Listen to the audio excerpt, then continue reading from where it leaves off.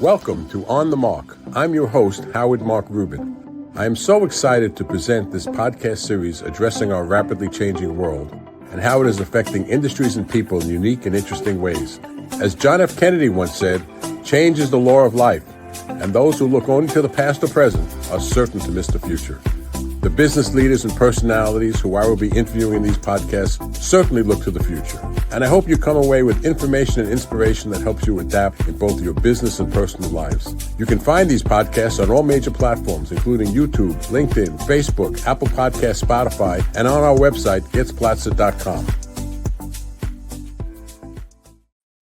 Welcome to another edition of On the Mark.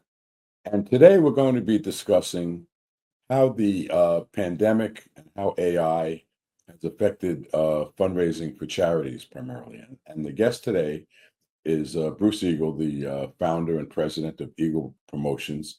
Bruce's company has raised over $15 million for various charities through either sports-related events or dinners, other event planning type of things. And we're going to discuss Bruce's background, how he got into what he does, what turns him on. No, I won't discuss what turns him on. But we will discuss what he does and how he raises money for charities. Welcome, Bruce, to On the Mark. Thank you, Howard. Good morning. Pleasure to be here. So, Bruce, why don't we talk about what Eagle Productions does? What's the main business of Eagle Productions? Well, it's hard to say what the main. We do so many things. I guess our mission is to do events that raise money for many, many charities. I do check out the charities and make sure that they're 501c3s and that the money that we raise is going to the proper channels. And I do that for every event that we do. But Eagle Promotions, we do so many things. We have a memorabilia company. I'm sure you're aware. Part of what we do is auctions at different events to help raise money for charities. But we have a memorabilia for people that just want to buy it. We have the most vast variety of product in the market today. And then, of course, we have our bucket list travel, which you've been on many times. We go to Pebble Beach, which I'm wearing a shirt today, Kiowa Island, Pinehurst, and so on. So Eagle Promotions is a variety of different sports marketing opportunities. And how did you get involved in this business? How did it come about? It's an oft-asked question, and I love speaking about it. I was in the candy business, and one of my vendors, his daughter came down with a disease called myasthenia gravis, a neuromuscular disease. And I was always into sports, and I wanted to do something to help this 15-year-old girl and this disease and my friend, my vendor. So I came up with this celebrity softball game. Never did it before. I played softball, but never knew how to put something like that together. And somehow I got Willie Mays to come. The great Willie Mays. And this is 1985. Oh, God, 40 years ago. And like, blink of an eye. And Willie came, but I had in the outfield, Howard, and you'll appreciate this, Art Shamsky played right field, Tommy Agee played center field, and Ed Kranepool played left field. And I had Willie Mays played first. I don't know if you're pretty good at these trivia things. Do you remember the name Del Alston? Sure. Del played on the Yankees in 78. Mm-hmm. 2 good years, 77, 78. All right. He only got 11 at-bats in the 2 years, but he did play on the team. He played second base. The great Paul Blair played shortstop. And I called the Devils, who were just starting, asked them to send me a player, and they said Ken Danico, who 40 years later, him and I are great friends, still great friends. And the catcher was Gilles Villemure, the great Ranger goalie, who could never turn down a beer.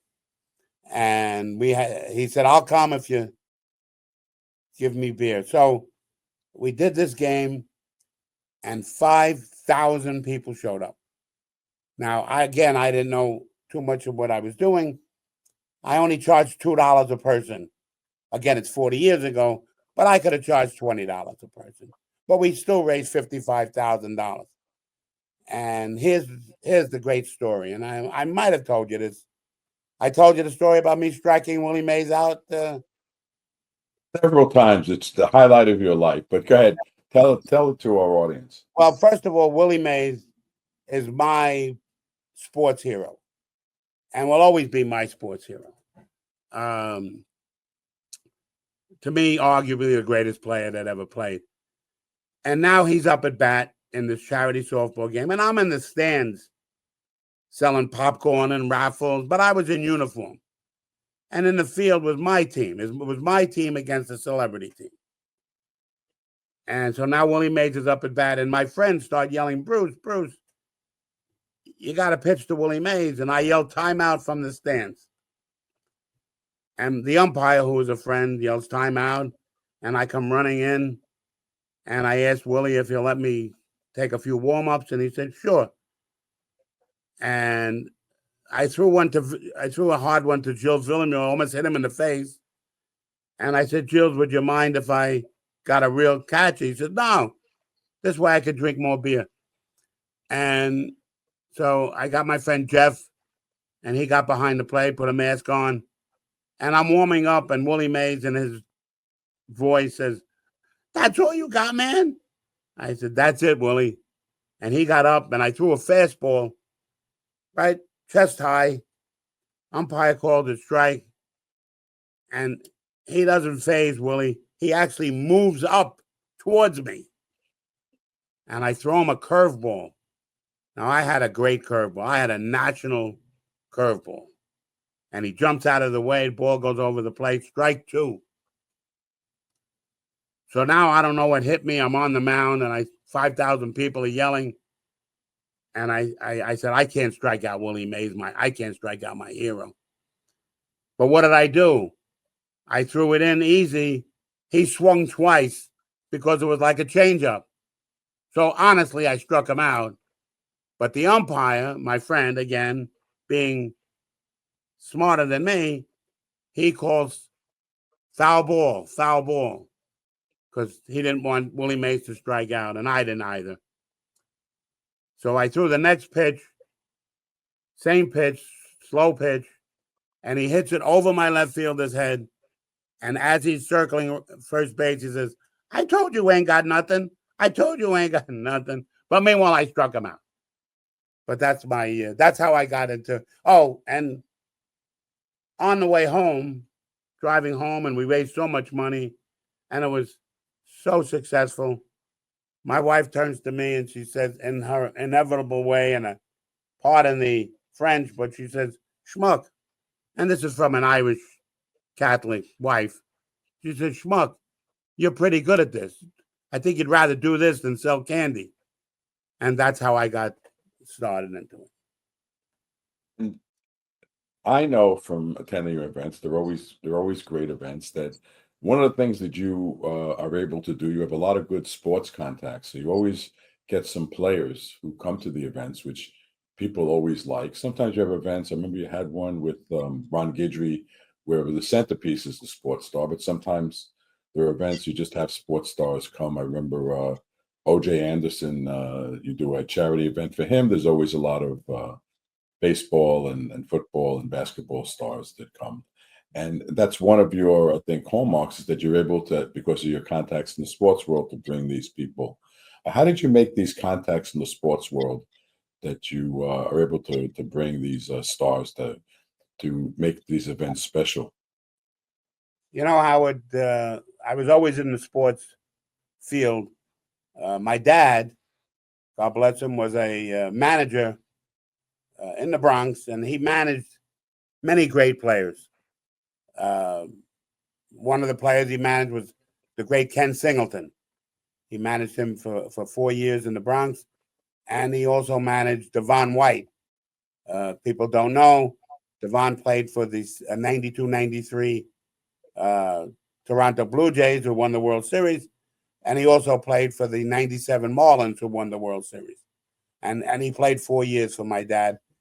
And so when I would meet an O.J. Anderson, I would mention that I had a tie into sports, and that sort of made us compadres. And wherever I would go, to the great Rod Gilbert, who we both dearly loved, him and I became great friends because he appreciated that I played hockey, which I did, not all that well, but I did. I played, and I played a couple of times with Rod.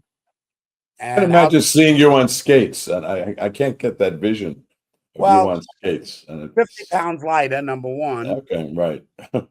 That's number one. But I played since I was 8 years old. I was one of Mhm. the few Bronx kids. My brother played, so my older brother played, so I played. And one of the few kids from the Bronx who played. I would have to go to different places to find a game, Queens and Westchester. But again, God bless my dad. He would drive me wherever it was. And Howard, one of the great things of my life is in 1965. Um, Again, now we're talking 60 years ago. I played in a league out in Queens, and my coach was Louis Vero. Now, if you know most things, but I don't know, do you know the name Louis Vero? I don't know that one. I'm Louis probably too young for that. ah, But go ahead, tell me who. Louis, and I'm surprised I got you with that one. Yeah, I don't know Louis Louisville. was one of Herb Brooks' assistant coaches in Okay. 1980, and then became the Olympic hockey coach in 1984. Oh, So we were his first team that he coached, and he he would yell at me quite often, and we really respected him, even though he was only a year or two older than we were. And we won the championship in 65 and 66, and a lot has to do with Louis. But he used to yell at me. My dad would have to take me two times a week to practice, and he would yell at me constantly. Eagle, stay on your effing wing. Stay on your effing wing. And I'd get in the car with my dad, who was a very strong taskmaster, and he would say, if you embarrass me anymore with having your coach yell at you, I'm not going to take you to the practices and to the games. But I couldn't stay on my wing. So there was something, and he didn't want me to be the center. So here's the story. When Louis Vero became the assistant coach of the New Jersey Devils, and I believe that was 1986, and Herb Brooks was the coach of the Rangers at the time, uh, they used to practice and play the Rangers at Rye Playland. And that's where I played and coached a number of teams. And so I knew all the people there. And so when the Rangers rookies played the Devils rookies at Rye Playland, uh, upstairs in the balcony, it's called, was all the current Rangers, Pierre LaRouche, Phil Esposito, and so many great names. And I was privy to go up there and watch the Devil rookies play the Ranger rookies. And there's Louis Vero, who I haven't seen in 21 years. So my son, who was 10 years old at the time, he's turning 50. I can't believe I have a son that's going to be 50. But he says to me, Dad, You know Louis Vero. Go up to him. I said to him, Lance, he's never going to remember me. It's 21 years ago, and it was a blimp in his life. And go ahead. All right. So I go up and I said, Louis, and he stops me. He says, "You never stayed on your wing," he said. And I said, 21 years later, he said, "You taught me something." He said, "I should have put you at center, and you would have never had to worry about staying on your wing. And you taught me something." I said, "Well, I'm so happy you remembered me." And so that's how I got to know all these players. Oh, let's move ahead to the time that we had this pandemic, and there wasn't any events going on. Nobody was getting together in person. Everything was virtual. How did your business adapt for that? It was almost a 2-year period. It's hard to believe now, but for almost 2 years, there was very few live events. You couldn't get people to come to live events. So you couldn't have people go to outings. You couldn't have people to go on these bucket list trips. How did your business adapt? What did you do for those 2 years? It was very, very difficult. I mean, in the world, the first thing that you wanted to do was not buy memorabilia. That was not the first thing on your list. Right. But Howard, I've created so many, and I count you there as one of my great friends. I've gotten I've had uh, a list of so many wonderful friends, successful friends, that the pandemic was certainly was hurting, but not at the level of the normal uh, bodega owner or a bus driver. And they kept me in business, buying memorabilia for their Father's Day and birthdays, and uh, it really kept me in business. And we did do a few events, outdoor events. We did a few golf events during that time. People came and also, paid the bills. But it was a trying, begging time. It was not easy. Did you do any virtual events? Did you try to do events virtually? Some people did that. They did. I find to this day in my business, what I do, not so successful. Uh, People try and do virtual auctions.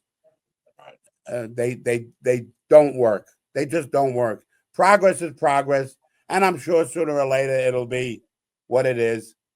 But I'm old school, and I have to be there. I like being there. I like my staff being there, and so I'm a person to person type.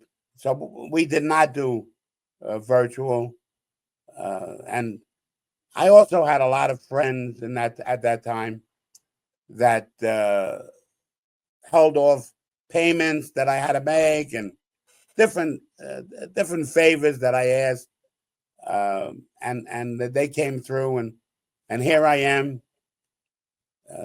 Never in 40 years of business, never been so busy. I That's don't even great. want to be as busy as I am, but uh, I love it. Howard, I think you know, I love what I do.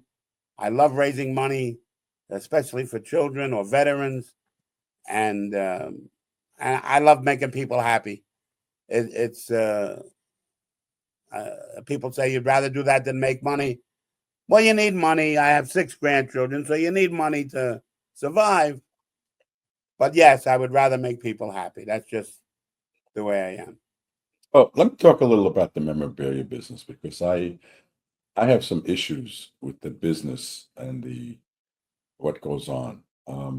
First of all, I think the FBI came out with a finding that a large percentage of autographed items are fake or fraudulent, and I think a lot the way that a lot of memorabilia dealers, particularly autograph type memorabilia dealers, handle that is that everything has to be certified by well-known either PSA or James Spence or another company. Um, do you sell autographed items that aren't authenticated by one of these services? And how do you feel about someone who buys them having the comfort to know that they're authentic? Well, all I can say is that I any item that I sell, and I've sold tens of thousands of items. Every item I've sold has been authenticated by one of these companies. It's or it was done by me that I did. If I had Doc Gooden at an event, I asked Doc to sign a number of things. Well, I know it's real. It's uh, a very difficult business uh, to stay straight on. I do the best I can. 40 years, I have never had one item returned as not being real. Not one. And I'm very proud of that. I try my best. Uh, there are companies I only buy from a certain amount of companies. The companies that I know or I believe uh, are true, tried and true. And I get offers every day. I had a gentleman a couple of weeks ago came to my office with 8 Muhammad Ali photos, and and no authentication. I said, "Look, go get them authenticated. They're beautiful, and I'm very interested." But the truth is I could see that they weren't his signature. I had the great pleasure and honor of promoting his book in 1995. Again, 30 years. Um, Called the Muhammad Ali, a 30-year journey. And he signed a number of things for me. And I have those. And I put those when people try and sell me Muhammad Ali autographs, I put that next to it. And if it's close or very close, then I know it's real. More than Jim Spence. And I go by me and what I have. Who's Uh, the most? Who would you say? I know in baseball, Mickey Mantle's signature of the modern day players is given a status, and his baseball cards are given a status above other players. I'm not quite sure, maybe because there's more Yankee fans. I personally don't think. Well, Mickey Mantle was a great player. I wouldn't put him among the top 10 even players in baseball. I don't think he was that. I think Willie Mays was a much better player. I think Hank Aaron was a much better player. I think there's a lot. Ted Williams was a much better player. I think there's a lot of Joe DiMaggio I would put in that category. Um, why do you think that some players command such a premium more so than how good they were in the game? Now, Muhammad Ali was probably the greatest boxer of all time, so that's understandable. But some players uh, are their autographs are sought after in greater amounts than what they were as a player. Why do you think that is? I think it's personalities. I really do. Mickey, number one, he played on 10 in 10 World Series. He won 7 championships. So, playing center field for the New York Yankees and having that kind of accomplishments, that's number one. But he was a personality, good-looking guy uh, from Commerce, Oklahoma. People rallied around him, and he never understood, never, maybe the latter life, how popular he was. He just was a regular guy, and I think that's part of it. Uh, Pele, another one, just a wonderful, wonderful man. You mentioned Muhammad Ali. Again, I spent the weekend with him, and I will never forget that. The nicest, sweetest uh, man that I've ever met. You know what he said to me, Howard? We're sitting in the back of Mickey Mantle's restaurant, 1990, March 5th, 1995. And he had the Parkinson's, and just him and I. And turns to me and he says, Bruce, he says, I love all people. I love black, I love yellow, I love white. He says, but right now the black people need my help, and that's why he says, but if anybody needs my help, I'm there. And you know what? About a month after that march, in was actually May 2nd, 1995, I did an event for, it was for United Cerebral Palsy out in Long Island at Huntington Townhouse. And I asked him to come, and he lived in Deer Park, Michigan. And I called him, I spoke to his wife, and she said, he'll be there. And he showed up. That's the type of man. He didn't ask if they're black people. He didn't ask if they're white people. He showed up and he signed I told him he wouldn't sign a lot of autographs. I probably lied a little bit there, but personalities. Joe Frazier. Personality. That's what. Look at Barry Bonds and Mark McGuire. Even though they were caught doing the steroids, and who knows who else did it? We don't know who else might have done it. And but not the greatest people towards the press, towards the public, and so now they're paying the price. Nobody wants a Barry Bonds. Nobody wants Mark McGuire, Sammy Sosa. I mean, I could have them lined up in my office and giving away, and they don't want it. Well, how do you feel about recently baseball has said that when these banned players are dead, they're eligible for the Hall of Fame? Do you think that would, for instance, someone like Pete Rose, for instance, do you think that will increase the value of his autograph or change the way that people think about Pete Rose? I assume he's going to be elected to the Hall of Fame. He was probably, in my mind, one of the greatest players of all time. Not a home run hitter, but one of the greatest players. I think most people would say that during his career. But how do you think that's going to affect this pardon of the deceased suspended players? It's going to affect their values. Not a Trump pardon. I think it was a baseball pardon. I think Okay. baseball decided that these guys get pardoned, but only after they die. That was the rule. So people like Shoeless Joe Jackson, Pete Rose, they were all pardoned. Although very few people have a Shoeless Joe Jackson autograph because the guy was illiterate. There's very few autographs that could actually be I heard he authenticated. signed with an X. Well, I've heard that too, but I know that I've also heard that if they can verify it's his signature, it could sell for 7 figures because it's such a rarity. But I want to speak about Pete Rose. Yeah. I believe he belongs in the Hall of Fame. He belonged in the Hall of Fame 40 years ago, whenever he retired. Not only a great player, but a great ambassador to the game. Wherever he was, he loved the game. He spoke so highly about the game. And yes, he gambled on the game. What's going on today? The biggest sponsors in the world to sports are the gambling enterprises. So how can they have kept him out of the Hall of Fame?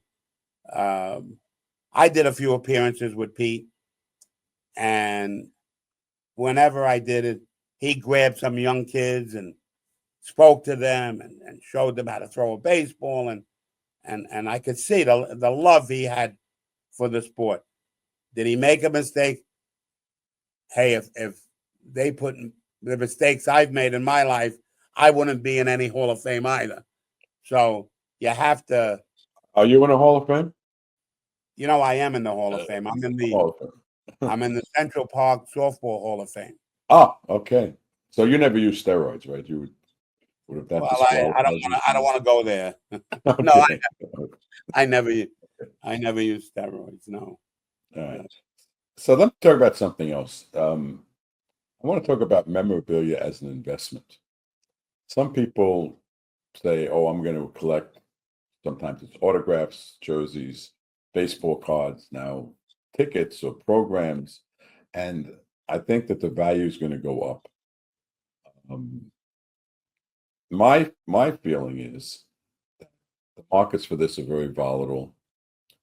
You don't know that it's going to go up, and you should buy what you like without the expectation of buying it as an investment. I don't see it as an investment. I know at your events, you certainly don't promote things as an investment. You promote things as something someone would like. A lot of times I'll see things like replica World Series rings of all the Yankee World Series and things that it would bring back memories for them, and the memories are what they're selling. That's what's valuable.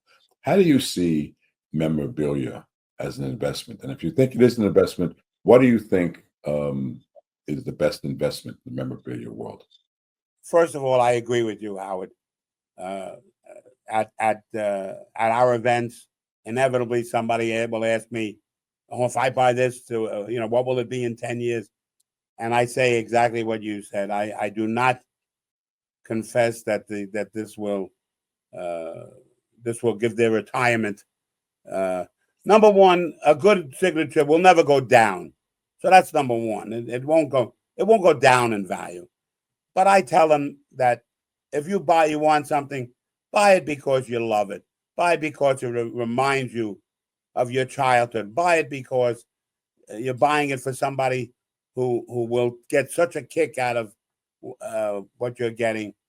Are there certain items that are going up? Um I think Tom Brady's going to go up, but nothing where you're going to retire again. If it's worth 1,500 now, maybe in 10 years it'll be worth 2,000.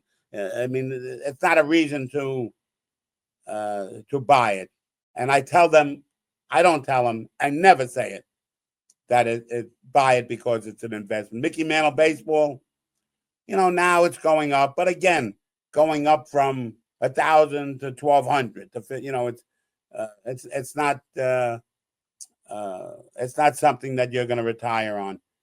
So yes, I totally agree with you that I sell it as a memory, and it is. It's I'm looking around it in my warehouse, and there's just such incredible memories that that's what we're selling. See, I'm a collector of baseball cards from the 50s and 60s.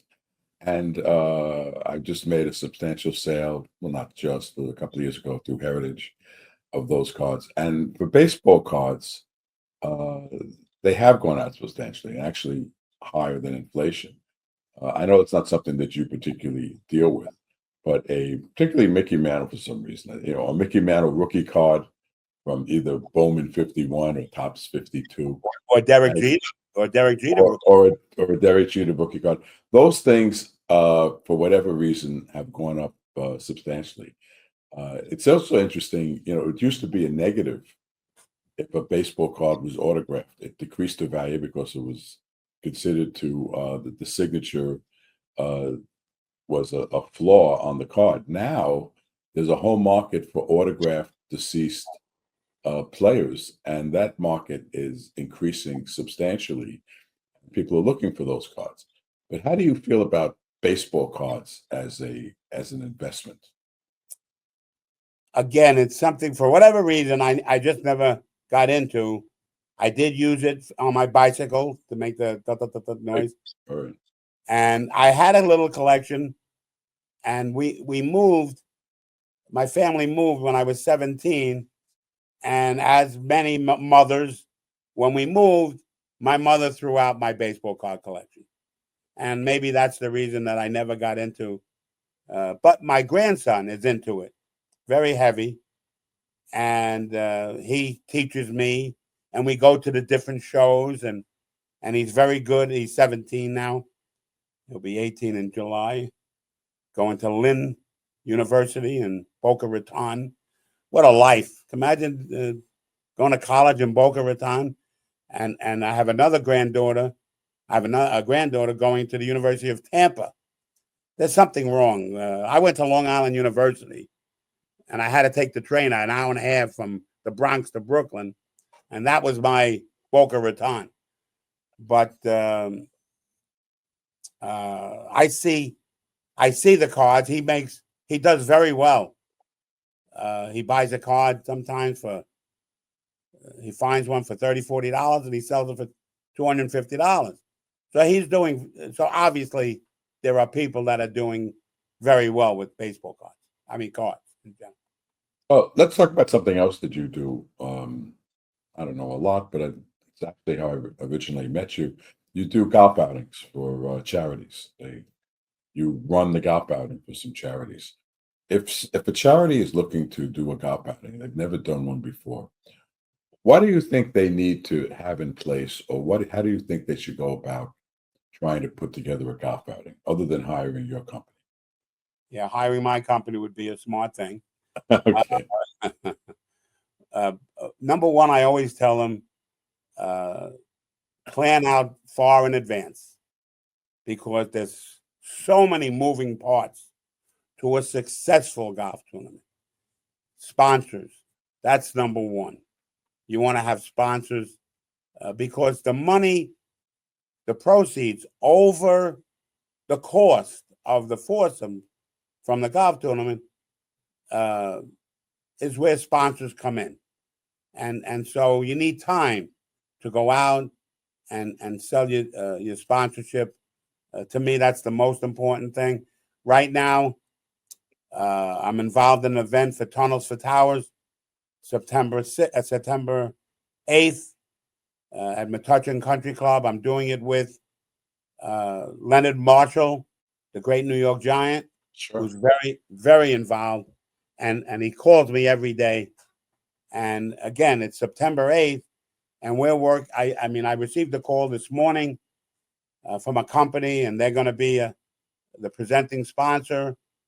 And I have other companies that are going to be apparel sponsors, and very excited about giving money to this Tunnel for Towers, which is, to me, the preeminent veteran organization. And I think there's nothing more for us Americans to help than our veterans coming back and not knowing what to do, where to do, the wherewithal, and the families. And so I really dedicated myself to helping that. But as far as golf tournaments, sponsorships is number 1, 2, and 3. And then don't be afraid to ask your friends. Buy a foursome, buy a T sign. But, again, that just reminded me. Get a viable committee together. It could be 5, it could be 25, it could be 100. But the more people you have on your committee doing something, then you don't just want their name on a committee. You want them to do something. Buy a foursome, buy a couple of foursomes. But the committee is very, very important. How many foursomes do you think you need to have as a minimum to have a successful golf outing? I guess 25, 100 golfers. Mm-hmm. Excuse me. 100 golfers. I think I wouldn't do a golf tournament unless I thought I could get 128 golfers. That really puts it where it's very successful because it's geometric, Howard. The more people you have, the more raffles you sell, the more auction items you sell, the more money is donated at the event. But I think it's important to have a good honoree, and I think you're right. You need a good committee, and you need, frankly, a good cause, because if you're going to attract people other than the local people, you have to be able to go out there like Tunnels to Towers, and to attract people, you need that kind of a thing. Do you help someone who comes to you and wants to put on a golf committee? What do you provide to a company or a charity that wants to put on a golf outing? What services can you offer? If I'm involved, then I want it to be the most successful golf tournament it could be. So I go after I will go after my corporate friends. And again, it would be because I believe in the cause, as you said. And most of the time I do. I mean, all the time I do. If I'm doing it, then I get my heart involved, not just my business. I get involved. And I go out and I ask Howard Rubin, I need you on my committee and I need you to help. But it's always for a great cause. So I don't mind asking great people, and I consider you one of my great friends. I don't mind. How do you keep asking? Because I've been asking for 40 years. But you know what? They could say no. They could say I can't do it, Bruce, and I'm fine with it.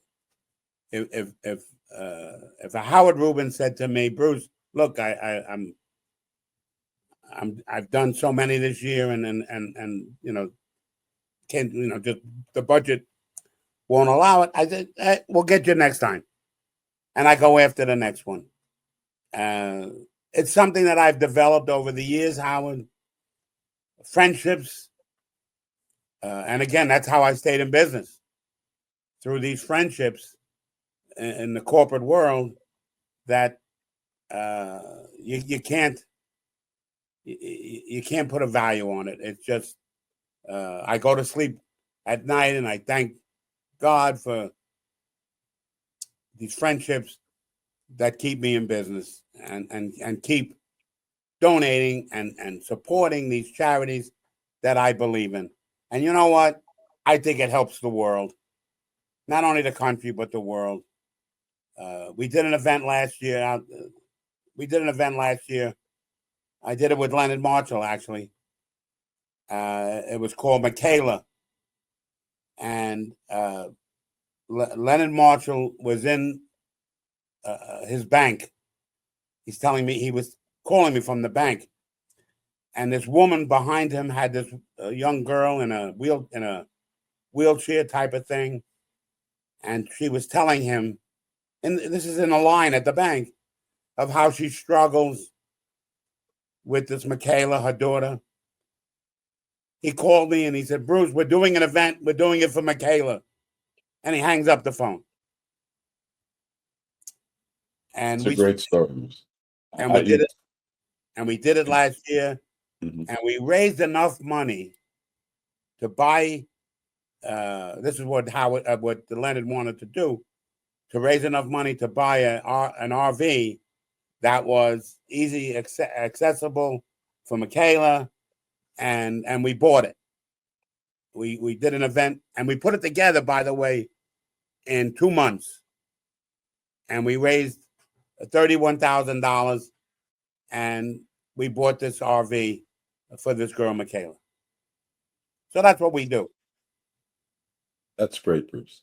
Well, Bruce, I think we've come to the end. I think you do some great work, help a lot of people, and you've left a mark on the world that you've been helping people, and that's a great thing to have for people to remember you by. So thank you for being on the mark, and I look forward to attending your events. They're always exciting and well run.